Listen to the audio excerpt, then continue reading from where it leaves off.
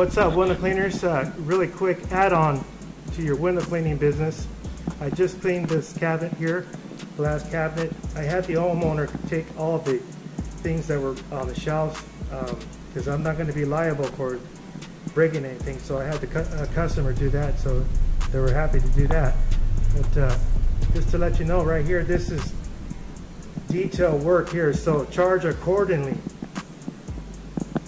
As you can see, all those little window panes, I had to do each one by polishing them with a towel. I would use the end of the tip of the yellow jacket from Zorbo. I wetted down all the little panes there, and then I used a rag to dry them up, buff them out clear.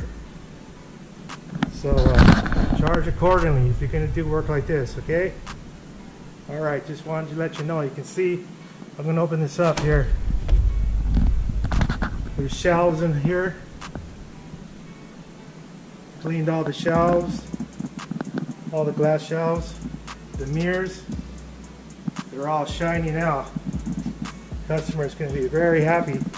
They haven't cleaned these in a long time. So I just got through shining them up right now. Good add-on. Remember, charge accordingly. Alright, take it easy.